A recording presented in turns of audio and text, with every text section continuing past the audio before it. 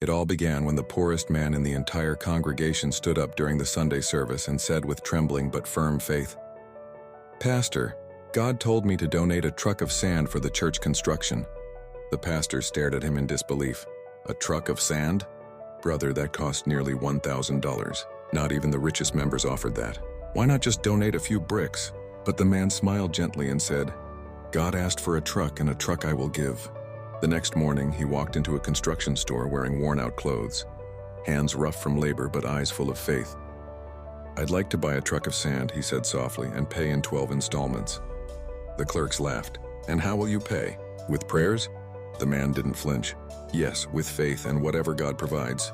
Please let me speak to the owner." Mocking him, they pointed upstairs. But when he entered the office and repeated his words, the store owner froze. His eyes filled with tears as he fell to his knees, crying, "Thank you, Lord." Confused workers rushed upstairs to find their boss weeping at the poor man's feet. "What happened?" they asked.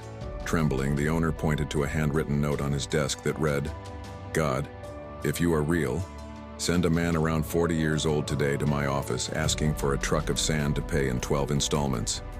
If that happens, I will know you are still with me, and I will donate all the materials needed for your house." Silence filled the room as everyone realized what had just happened. The owner whispered, "I was about to end my life, but God answered me through you." Tears flowed. One worker said, "Tell me about your God." Another whispered, "Teach me that kind of faith." That Sunday, in front of the half-built church, stood trucks of sand, cement, and bricks, all donated by that store. In the front pew sat every employee, eyes wet with tears, worshiping together. The pastor fell to his knees and prayed, "Lord, give me at least half the faith of this man. If this were a funny video, you'd share it instantly. But this story is about faith, forgiveness, and transformation. Don't be ashamed of God. Comment amen, like, and share. Let the world see that your faith is greater than your pride."